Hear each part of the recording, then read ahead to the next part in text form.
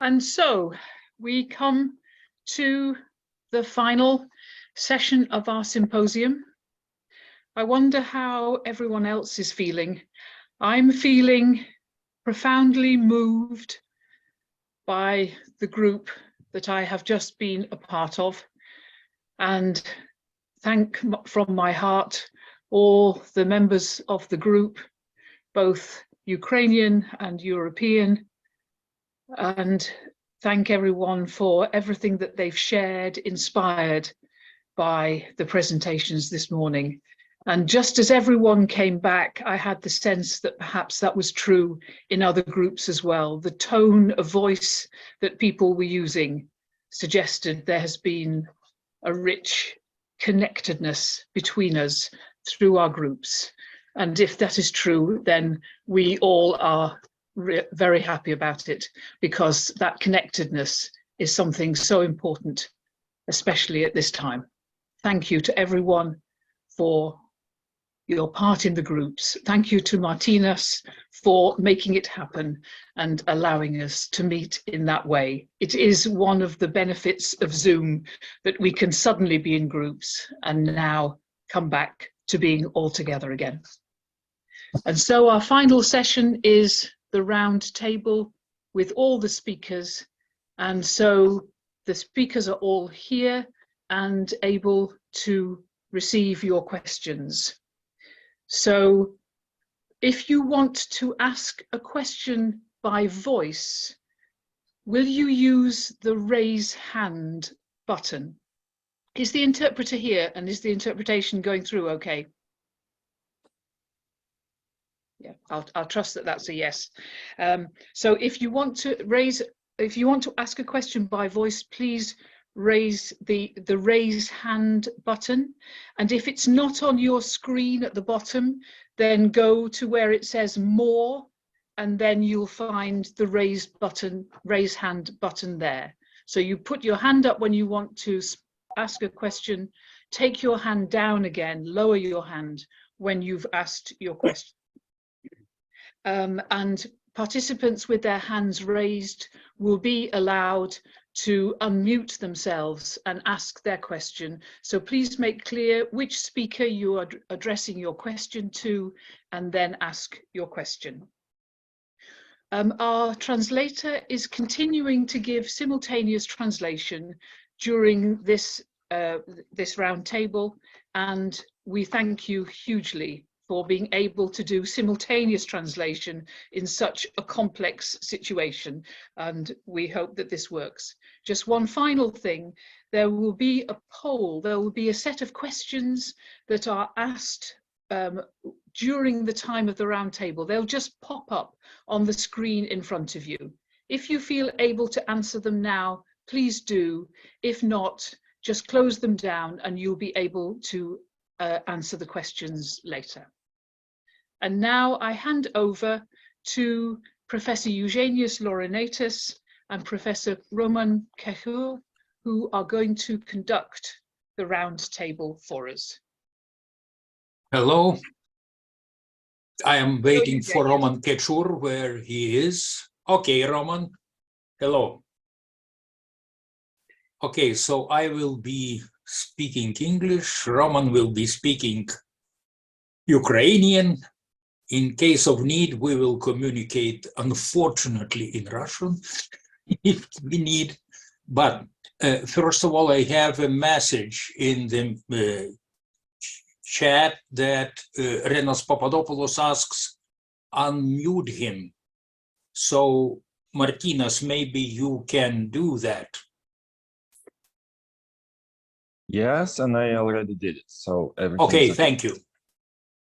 So now we are waiting for your questions. Roman, tell colleagues that they can write questions also in the chat section, and we will read it. Or Eugenijus, we have one raised hand. We do have one raised hand. I see. Okay, but I just wanted to know the people that we can also accept the written questions in the chat part. Okay, so Valentina, please.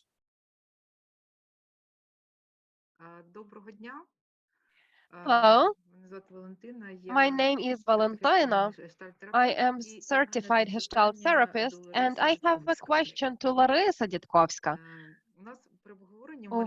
During the discussion in our small group, we have a question that now militaries who are in armed forces of Ukraine, when they look at social networks, when they see that civilians are posting lots of posts about life, how great it is to live, when there are no shellings, the majority of people who are abroad, they post about their calm life. And it is perceived by others, by civilians and by other civilians and by military people, and they were irritated by that. So we had a question whether we can do something as psychologists, whether maybe we can conduct some kind of work with civilians on how is it possible when militaries already return from war, how is it possible to conduct communication between militaries and civilians? What can be told, what cannot be told? How to speak with militaries in such a way that when they come back, they feel accepted, they feel supported, and so they are not invalidized, disabled. It's a question because my brother was in Afghanistan, and when he returned, he was talking about war a lot, and I was not a psychologist at the time. It irritated me a lot, and I really did not know how I should talk with him about that, how I had to support him. And during our round table, during the small group discussion, we got such question. Thank you. Thank you. I don't think that I know the full answer to your question, but I can share something from my own experience because I work in two ways with civilians who return and have their own warnings, their own experience because of the fact that they have experience there, and with members of their group that they accept. And the idea of my speech was that we do not need to strengthen polarization. We shouldn't share and then lead, but we need to find something in common. So we need to take it from those from this polarization. We need to take away idealization or justification or tabooing by also. We need to try to have some kind of stable medium. I mean, emotionally stable. Yes, we all know this. I have been using this, yes, from the very beginning of war. This is something that any kind of destructing war can break. Yes, we need to have the structure, and it's something very stable, very static, something which is not possible to move. If we are so stable in our beliefs, in our emotional calm, in our spiritual calmness, then it can be useful for a person who can a lot of effect, and vice versa for the person who has what you have, this irritation towards that military part of their experience. So that's such a short form of answer, because actually I read lots of lectures on that topic because it's really a social demand now, how to organize this cooperation of these two different words. And once again, I would like to say that it's possible. Yes, it is possible, but both of these two words need to do something towards each other. They need to meet halfway. Once again, that's what I was talking about before. We either strengthen dissociation and resistance, and then try to find what splits us, and then we will always be increasing this distance between us. Always strengthen something that unites us, because something does unite those people between each other. Yes, that their families, that they're near and dear, that those who are important to them. We need to be someone who respects their different condition, different state, and it means that you are a supportive part of his or her family, and on the other side, absolutely the same. You need to be supportive. Have I answered your question? Yes, thank you. Thank you, Valentina. So Зоряна Кошулінська. Зоряна Кошулінська, please. Доброго дня всім. Скажу свого досвіду. Hello, everybody. So from my own experience, I can say that I have a group of military combatants, and they say that if we sit in the corner and just wait that somebody heal us, nothing will change. They understand very well certain things that if wound is not there's in fact that if wound is not healed, or trauma, I mean, if it is not if you do not treat it in a proper way, then it will not be healed. And the way how to behave with traumatized people and their experience gives the possibility for faster healing. If emotions cannot be expressed here and now by these groups, that's what they say, then they will find some outlets they will find other outlets, somatization, irritation, impulsiveness. And they understand that. 3 months I have been working with group, and I can say that from my experience, we still haven't got to traumas of war. They're still silent about that. They ask questions about concerts. Their girlfriends ask them about that. Their young wives ask them, and we are not fighting, and we are not getting wounded for you to cry over us every day. We have to live.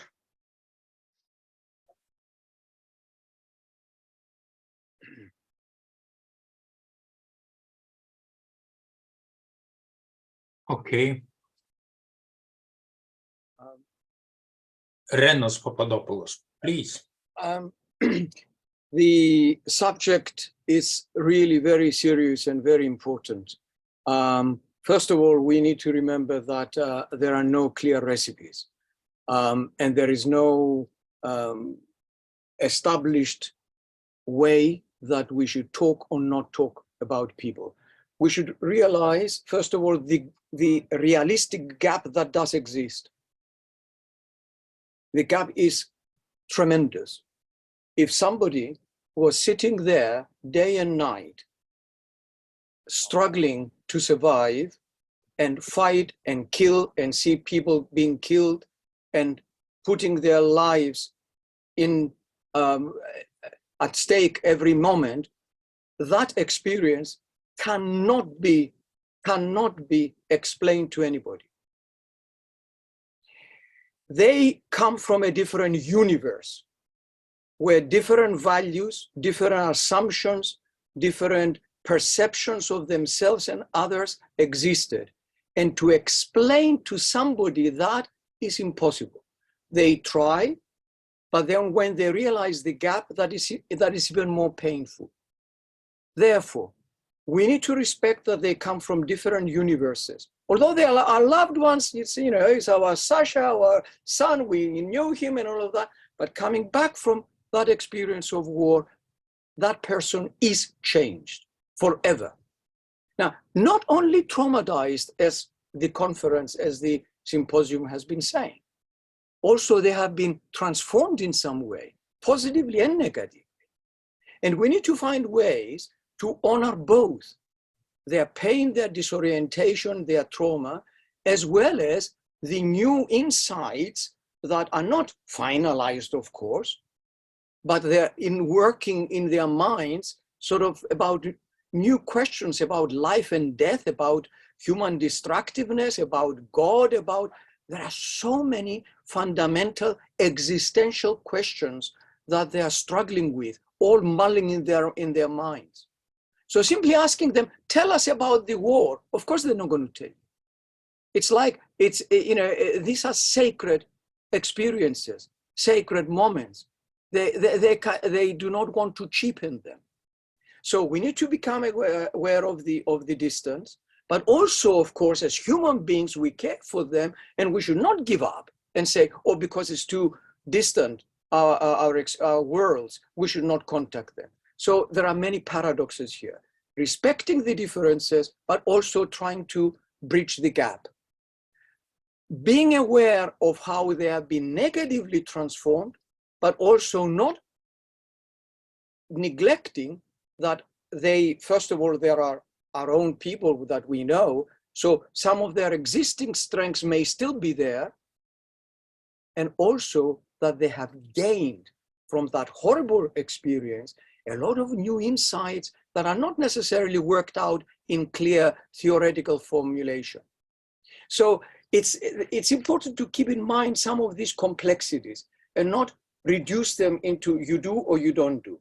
And also, of course, that ideally should come from both sides, from the military to prepare them about these complexities of what to expect, and from the civilian population, from the families, from the communities, etc. I can say a lot more, but I'll stop here. Thank you. Thank you. Irena Bezic wants to tell something. Please, Irena. Yes, I just wanted to say something from what we did, from my topic. And I appreciate very much, Renus, what you said, because it is, there is no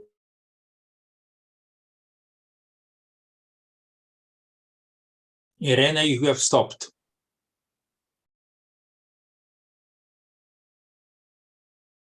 let them talk what they want to, and they help them to engage in everyday life as much as they can.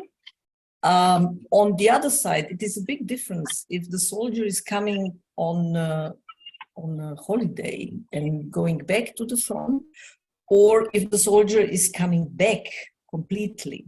Yeah. For those who are coming back completely, it's what is very helpful are the small groups and communities of the other soldiers coming back, because, and they like it very much to meet to each other, and then they can talk and they feel really at home with the comrades from the war, which has to be respected and supported. So, and for the family members, it is not an easy task to be with a soldier who came from the war, because, as you said, it is changed there. And there needs a time to come back to the person who he was without being a soldier. That's it.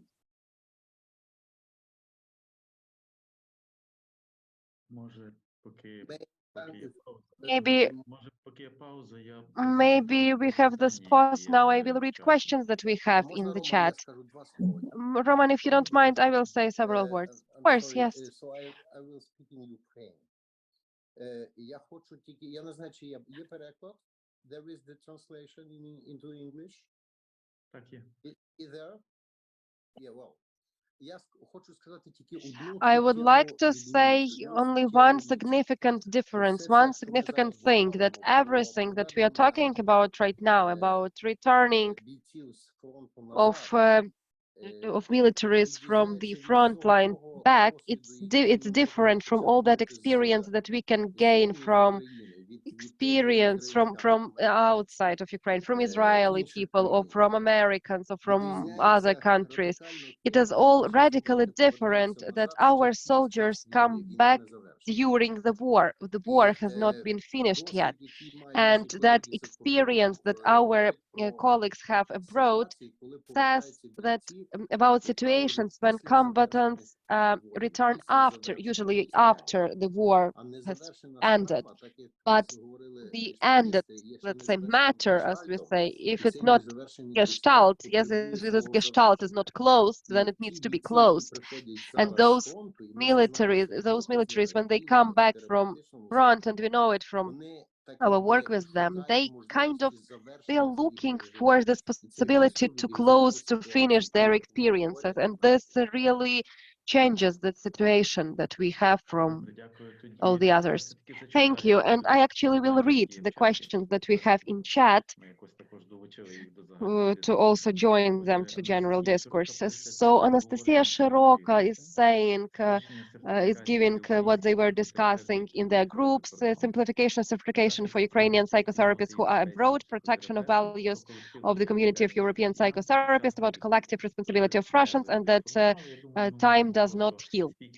These are their topics. I think the speakers can choose any other topic that they're interested in and comment on them. Then we have question to Irena. 30 years after the war, how soon did you start having some relations with citizens from the other side of war? How it is now in your society? That was question to Irena. Then the question to our European colleagues, which position should we Ukrainians have towards Russians? And then the question that I have often heard from militaries, that it is difficult to get back to society because they do not feel respect and they do not need people to pour them and to pity them, and how to work with feelings that militaries feel, what will help to contain feelings. Maybe Irena, we can start with that question that was addressed directly to you, and then other speakers can comment any other question that we have just read. So thank you for the question. This is a very challenging question, or it was for me challenging after the war. So now, after 30 years, now the situation is that the new generation, like generation of my children, they go to Serbia on the rock concerts, and they go to, there is exchange, and it's quite normal, and the young people are coming to Croatia and marrying Croatian women and the other way around. So now it is slowly becoming better. Let's say 30 years. I can tell you my example. I was first time on the other side, 9 years almost after the war, not before. And this was the Congress of EAP in Belgrade. And then I said, yes, I go. And I knew that I had on the border, when it was suddenly a lot of enemies around, and this language and everything, I was happy to have a friend who was Serbian and who had a sister. We were planning to stay with her in Belgrade. So it was really helpful. So it is a long time. So I was working 10 years in the war, so it is a very bit too much time. So I did have problems. It was like 3 years after I stopped working. And it was like 8 years after the war in Croatia. And then 1 year later, or 2 or 3, I don't know, I decided to do a workshop in Serbia to prove myself that I can do it, and to prove myself we can establish some relation, let's say. And I did it, and it was a great experience. I wrote an article about it because I had to address the war, and they accepted to talk about it. And so we could, and it was very, very intensive experience. And after that, it was okay. And nowadays, especially in EAP, I'm working with the colleagues from Serbia, and we have great relationship. And really, this is good. But I'm quite resistant to go to Serbia still.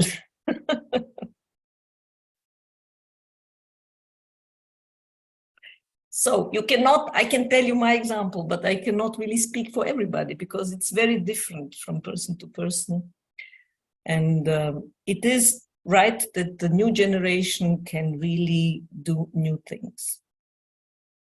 There is one extra question to Irena as well. Roman, can you translate this, or it is complicated? The last one.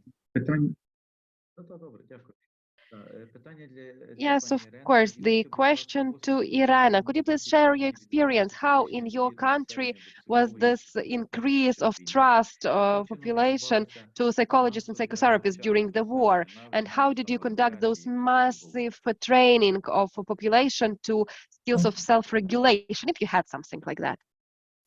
Yes, it was suddenly an unbelievable increase in trust to the psychological helpers from all kinds, because there was a need for that, because there were thousands of people removed from their places, all hotels were full, all, schools, everybody. And when somebody would come and offer a space for talking, this was very good accepted. They would find the coffee or something to give you to be there. And what was very important was the help from the international organizations. They were like now in Ukraine, probably you have a lot of these organizations, and they provide a kind of structure in the sense that you can say, I'm willing to do this, and they will help. Sometimes they help in providing the space, or they provide some coffees or whatever. Sometimes you get a small money for leading supervisions or teaching or projects. So there are a lot of this is in a kind of project. And actually we did in about a year or so, we had 4 years of war, which is you are now at the end of the first, I mean, you have a year and a half. So after year and a half, there is the organization of the help is much better than from the beginning. And the people see that the help is useful, that the help is coming to the right places, and the help is organized. And they don't see themselves as a patients, they see themselves as a participants in the project. And I think this was very good. And from our experience, the respect for psychotherapy, for the psychology, for the psychosocial help, increased in the war enormously. So the war was, or all these happenings and all this what was offered to help people was greatly accepted, and it was. I mean, there was a lot of people who didn't come because they didn't want to be a patient and so on. But still, in the general population, the trust in psychotherapy increased. By doing and by experiencing what benefit it can be. We have a question from Maya Lukova, which is both in Ukrainian and in English, so I will read in English. That soldiers return to a family that has not slept at night, had no peace during the day, to a family that may have lost their home or children or relatives, to a family that is also very traumatized. But actually, this is not a question. This is, I would say, a comment. And I feel that probably Renos Papadopoulos already explained us a lot how differently we must behave with these people who have come back from army after experience of fighting. But maybe, Renos, you would like to add some words to this specific remark. Thank you. I don't want to dominate, but since you asked me, I will say a couple of very brief comments. The wish of a person who has left something familiar and predictable, went away to something unfamiliar and predictable, is to come back and find something predictable and familiar. The trouble, the tragedy, of course, is that when people come back, their original homes, even if they are still in their own homes and nobody died, they're not the same people also. So here we have moving from, you know, on the one hand, everybody, the family want the soldier to recreate the predictability and familiarity that they all enjoyed before the war, and the soldier wants the same, but they both realize that actually they are all different. So in effect, we need to respect. I will come back. In effect, we need to respect that, and we need to help them realize that they're all different. And the family and the place has changed, even if physically it has not changed. And therefore, I mean, there are a lot of things we can say here.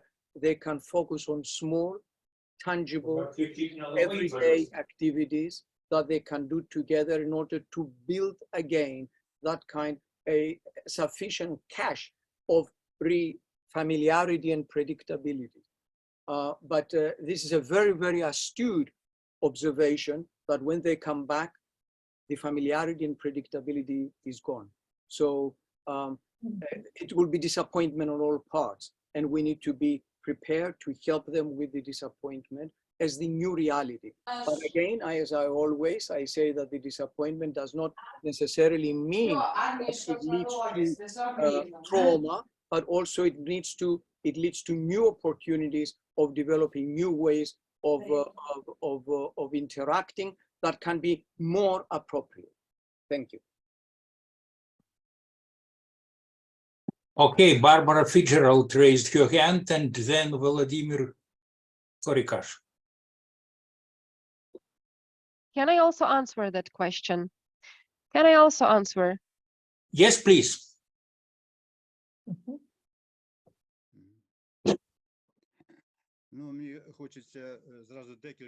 I actually want to tackle several questions at the same time. One question was before asked by Maya, and then in chat we have several questions that those men who return do not always feel respect towards them in the society. And here I would like to once again address the topic of identity, because when a soldier returns, then on the one hand, he is a part of society and he wants really to feel how he is treated by society. Here in Ukraine, we very often now have different news on how in different countries people react when they see a soldier on the street. In the USA, they say thank you for your service. In some other countries, they use some gestures to show respect. So in Ukraine, they also suggest to teach us how we should react when we see a military on the streets. Yes, how society should react.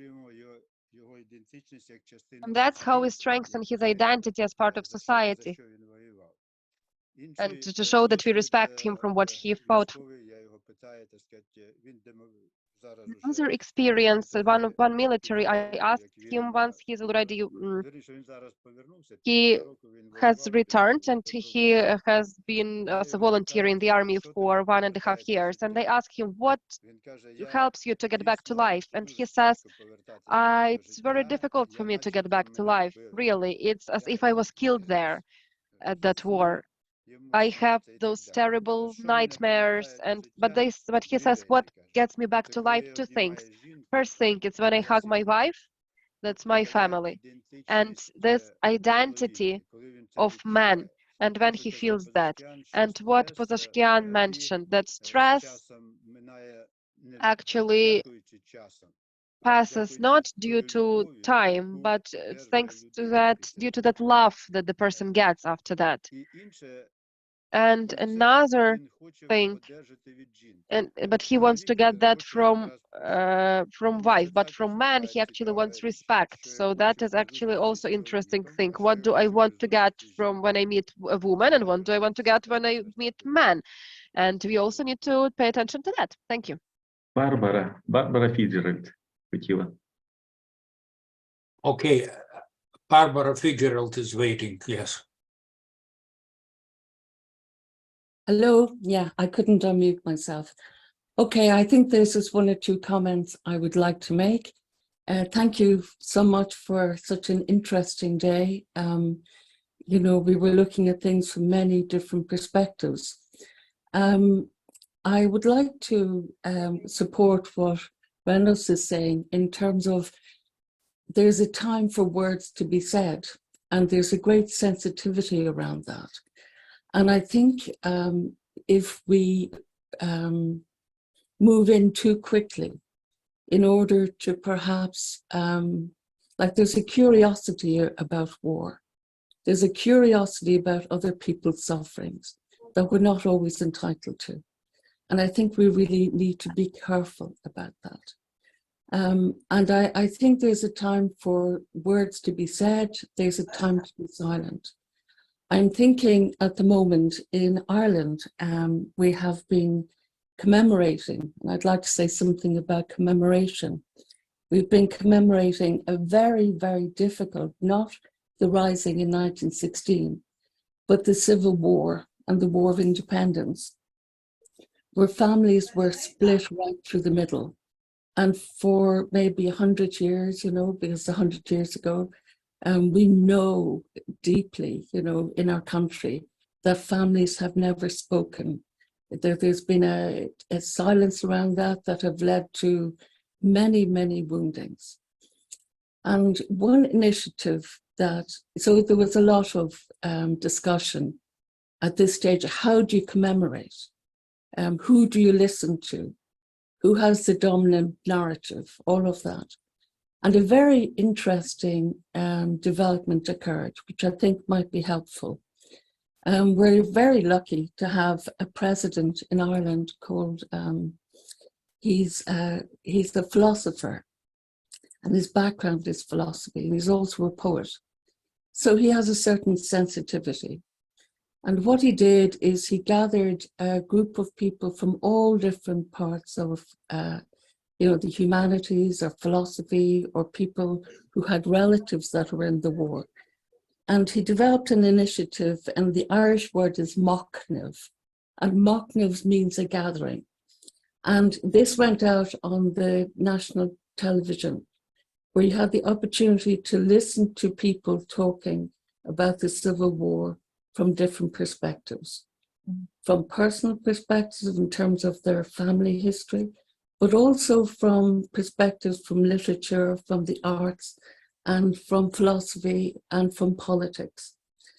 And there was something about being able to listen in and to witness and to share in a, it almost became a joint imaginal space where something could be received in a way that you could integrate it, or, or be moved in some way that someone else was talking or giving a context to something that maybe had no meaning for you.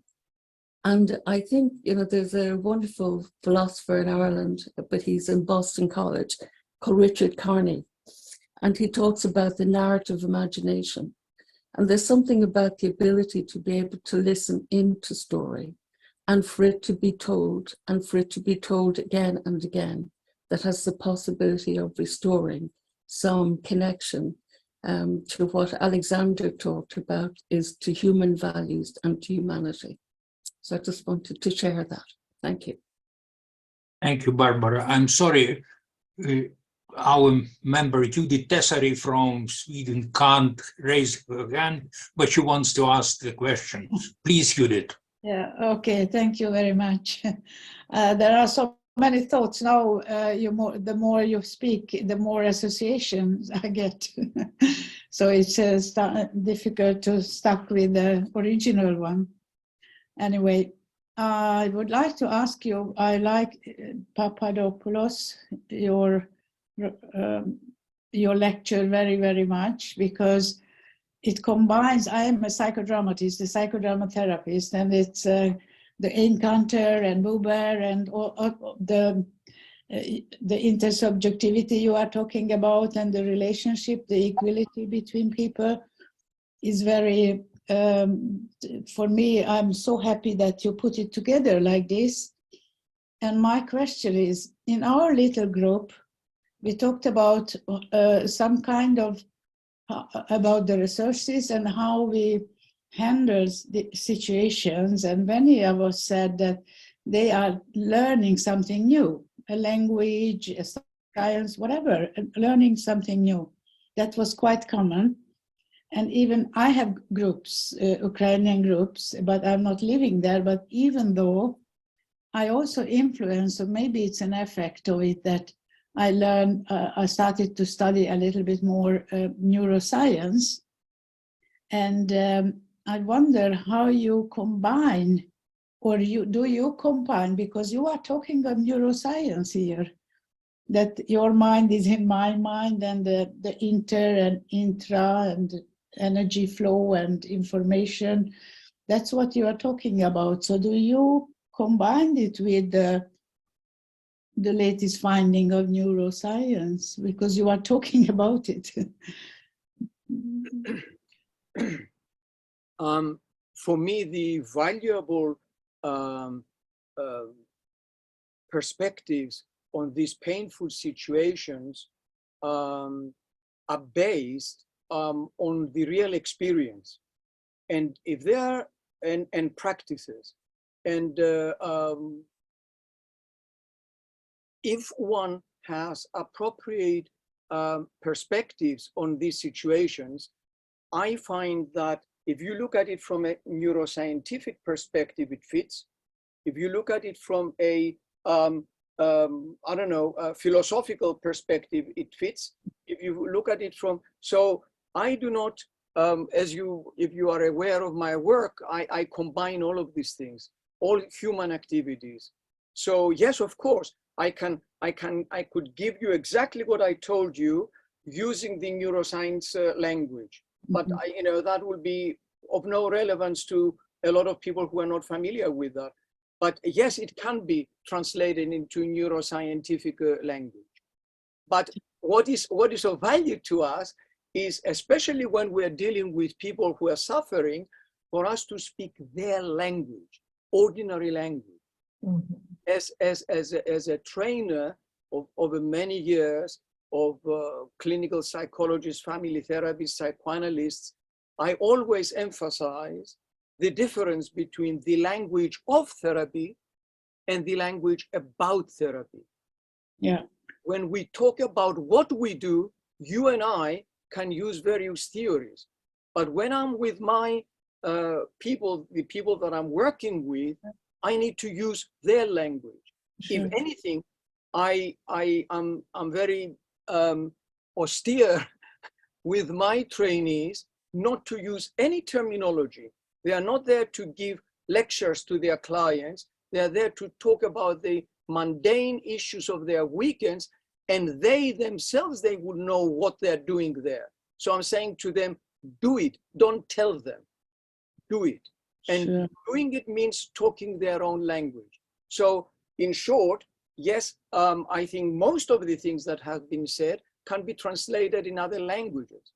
Also, I had the opportunity myself to live in different cultures and live different languages and different theoretical paradigms.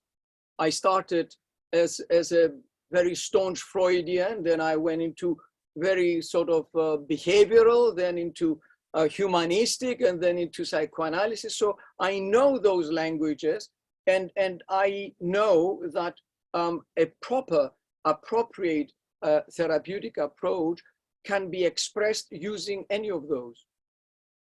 Thank you. Thank you. Yuri, is that all?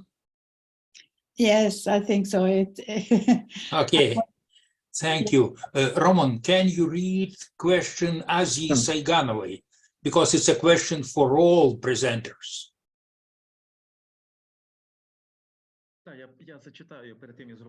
Yes, yes, of course I will read, but before that I would like to comment on what Please, I have heard. Of course. It's very interesting for me, and it seems to me that we, during this half a year, we have covered very difficult paths, and it seems to me that we started from big misunderstanding. We had huge misunderstanding among us because it seems to me that Ukrainians kind of felt that other European colleagues, because we're also Europeans, but we're also a European country, but other European countries make victim out of us, you know, and they make victim out of us and they treat us like victims, but maybe we were behaving like victims, but to some extent. And all this story kind of limited our understanding of what was going on. And as soon as we ourselves understood that we are not only victims and not as much victims, but we are subjects of this story, they attacked us, we are resisting, and they are our enemies making genocide, they want to destroy us, but we resist and we rely on help from others. And it seems to me that in psychotherapy there also was such a tendency to look at all this situation from the prism of through glasses of victim, but victim cannot win. Victim should lose, and at this specific moment, it seems to me that as soon that now we all understand that, and we are all on Ukrainian side, and on the side of other European countries, we understood that we are talking here about fighting, about suffering, but not a suffering that makes a victim out of us, but a suffering of a subject that is fighting for its right to life. And on this specific moment, it was a big, long road, and we have covered it from both sides. But I can say that today's speeches and Rana's speech also actually focused on that. And also Alexander Mironenko accentuated on that. He focused that. He said that no, it's not a healer is no, not a healthy person can heal ill person, but a person who is suffering can help somebody else who's suffering, and that gives a little bit different connotation to our today's discussion. We talk in a different way that we actually even were talking at our previous first symposium. It means that we are doing good work. We are going towards the path of better understanding, not only of one another, but situation in general in which we are currently in. And now I will read the question of Asia Sayhanova.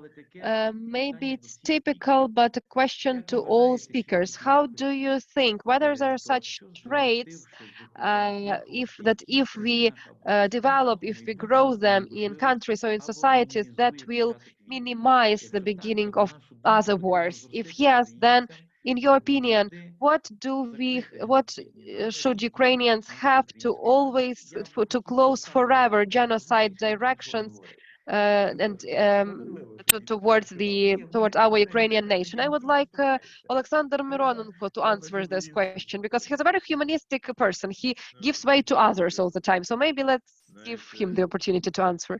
Thank you. You know, I think that I'm actually referring here to one historian, Yaroslav Hrycak, and he made a speech and he analyzed actually condition of humanity for the last several hundred years. And every time when after the war the peaceful agreement was signed, they were always saying that this peace will be forever, eternal, but still war started again and again. So war, this is such a condition of humanity that cannot be avoided, and there is no such gene that we can develop, or such trait that we can develop not to have wars. The other thing is that and here it's so that's why it's utopic a little bit. And for me, it is not something that we need to prohibit or prevent. So we can say that wars, they appear even among those countries which are rich, and even they still need something. And among those countries which are poor, and that's why we always have two things. For me, it's very important to always find, as it is in psychotherapy, yes, we call it protection, rationalization. Yes, we always find rational explaining of why the war has started. It can be religious war, it can be some political war, business war, territory war, to war for some fossil fuels or whatever. And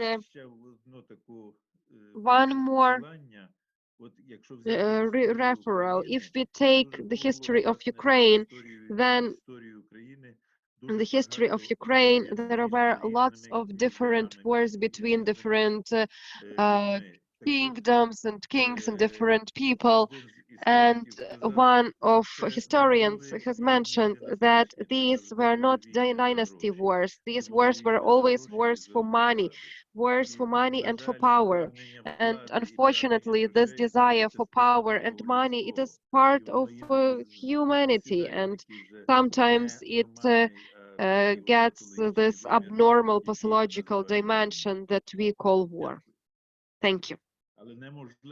But it is impossible to have some kind of trait to avoid all of it.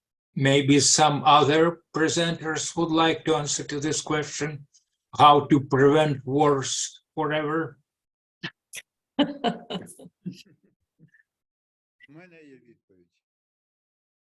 I have a question, an answer, sorry.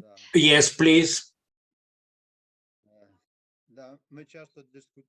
We often discuss, of course, not only about what will happen after the war, but also how to do something to prevent wars. And now we say that we need to get in NATO to protect us, and that's true. So not to have wars, we need to have more, let's say, possibilities for others to be afraid of us. Yes, for others to be afraid of each other. And then if we all have nuclear weapons to give this nuclear weapon to everybody, then there will be no wars. No, there will still be wars, even if we are always nuclear weapons. Pogorely actually suggests here the way out. His idea is actually this, that future is not so much behind therapy, but behind education and awareness. So we need to educate children in such a way that they are citizens of the planet.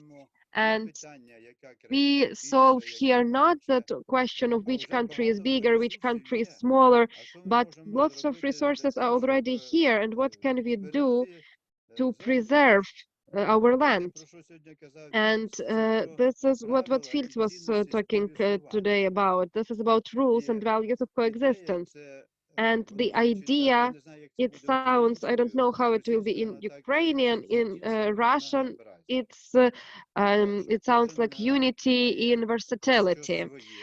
So everyone has something that others do not have, and we need to share that. So the planet is like a flower garden, you know, maybe it's some kind of illusionary flower, but now we have some such technologies that we can see what's going on in general. We can switch on now something and we'll see that there are wars not only in our country but somewhere else as well. And if children see that, if they see that from the very beginning, then definitely we need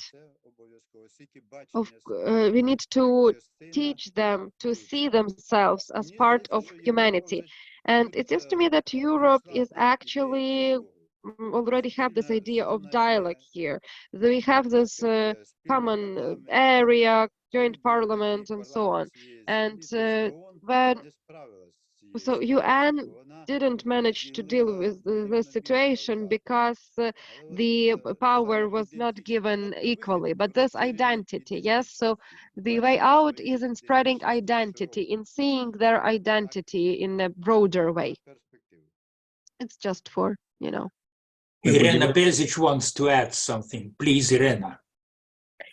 Yes, I agree that there is no trait which will help to stop wars and genocides, but I still think that we can contribute to some better abilities to prevent wars, let's say. We can, as a psychotherapist, as people who are dealing with conflicts in on the family base, on the more individual base, I think to support the idea of interest for the others and the interest for the different opinion than its minds, to provide abilities how to talk about these differences without imposing power. These are all traits which will contribute to a better world, I think, especially to diminish fear of the otherness, but to support interest and dialogue, as Vladimir said. So I think these are some possibilities on our side without aiming that we will stop wars and this will not be gone, but we can still add something to that. Alexander wants to add something. Я додам тільки дуже дві фрази. Yes, I will just say two phrases. You know, very often we are talking about war and peace. I actually would compare war and dialogue, because since we have the possibility for dialogue, the war won't start, and wars very often start where a dialogue has been stopped. So that's why I actually would talk about that. We need to share this, we need to develop this ability for discussion, for dialogue, not some kind of anti-military trait, but we need to know how to understand each other, how to find common ground. Thank you. Thank you. Roman, can you read? There are two more questions to Irena. First by Olga Osacha. It's a little bit earlier. And next one from Olena Bogovarova. Я знайшов від Олени Боговарової питання пізніше знайду. I have found from Olena, then I will find from Osacha. So the question to Irena, what do you think about this suggestion and the prevention of conflict inside EAP and changes, for example, passive, just a second, because the reading is.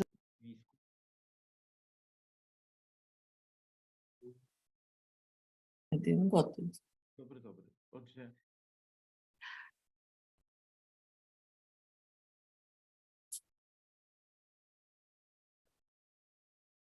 I didn't quite understand what was the question about. Just a second, I stopped, okay. Roman, because I will do it again. Just a second. It was very fast. It was impossible to work with that. Just a second. It's a little bit complicated wording. Wording, okay. Олена Боговарова. 16:50.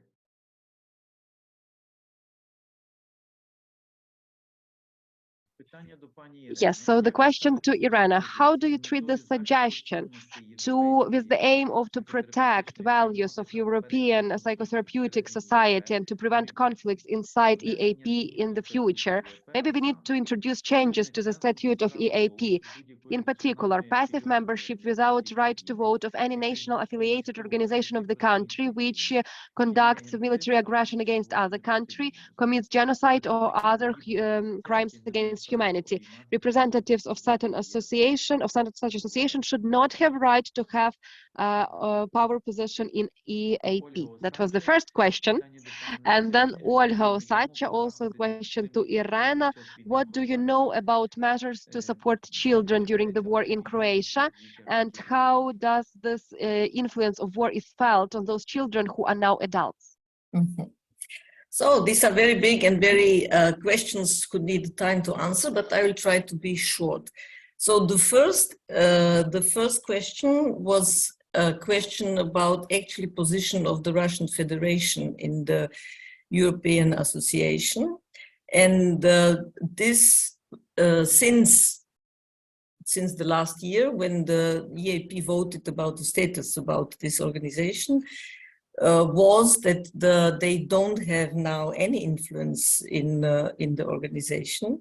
They are suspended to the status of the observer, but they are participating in this, let's say, more passive way in the organization. So in the moment they don't have a voting right, and they cannot really influence the politics of EAP.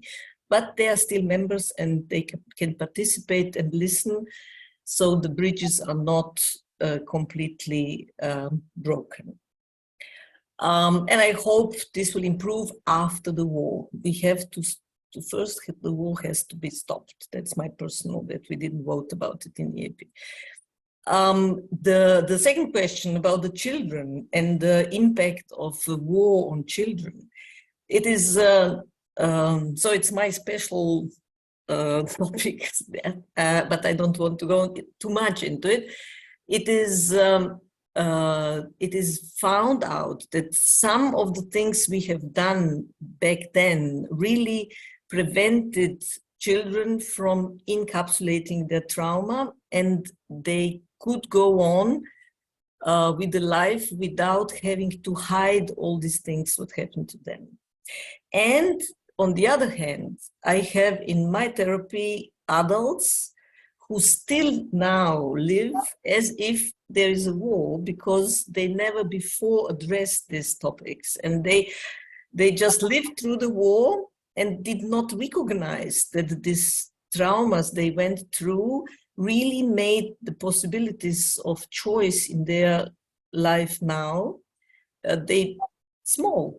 So it is, my opinion is, it is really important to work with the children and give them possibility to talk during the war.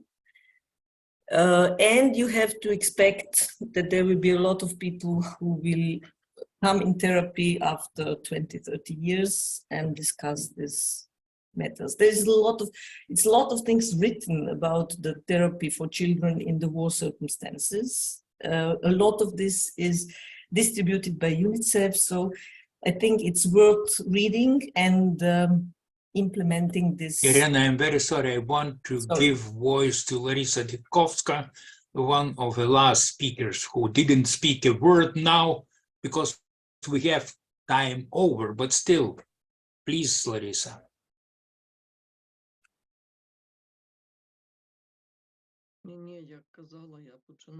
No, I have mentioned at the beginning, I was saying something, but I would still like to say that what do we have now when I listen to others? Majority of what we are talking about, it's after 10 years, after the war, 30 years after the war, after some other years after the war, but now we do not have after the war.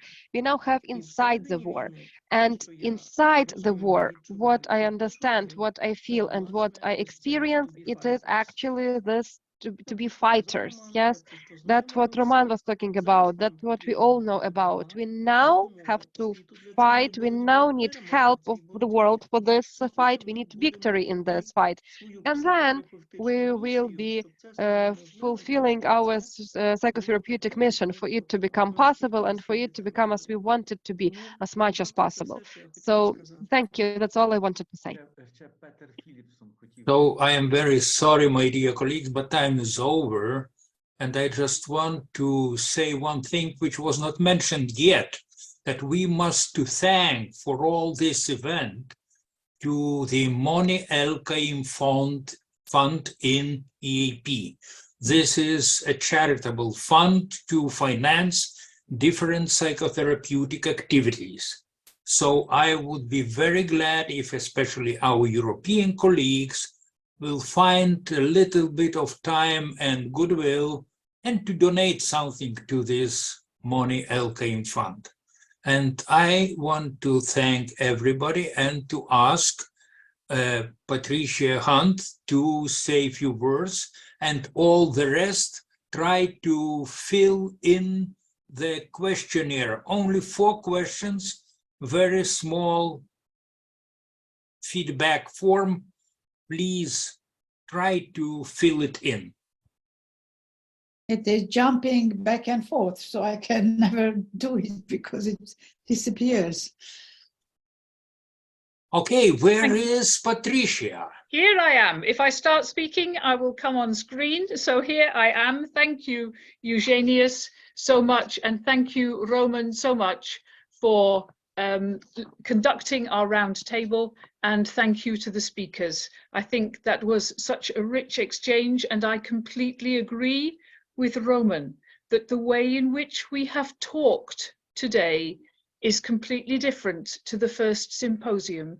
I think there's a sense of connectedness between us, a sense of understanding, a sense of collegiality, which is so important. And I think we've touched on so many important areas where psychotherapy and psychotherapists can have a voice in peace building, in the shift from ego systems, which are all about power and authority, to ecosystems, which are the systems which we must develop and support for the future of our planet. And we have something to say here about our psychology, helping us to mature as humanity and be less greedy and much more thrive within what we already have. So I think so many big, important things have been talked about today. In closing, I just want to thank our presenters and the people doing the presentations who have been utterly fantastic. And we give our huge thanks to all of you. I'd also like to thank the participants, the way that you have engaged, your responses through the chat, your responses in the groups, your responses now in this round table. I would like to thank Martinas, who makes all of this happen and does a huge amount to just help these symposiums to happen and run so smoothly. And I'd like to thank the translator who has done phenomenal work throughout the day, and especially just now, being able to do simultaneous translation of this round table is such an achievement. Thank you, our dear translator, and thank you to all of the organizing group.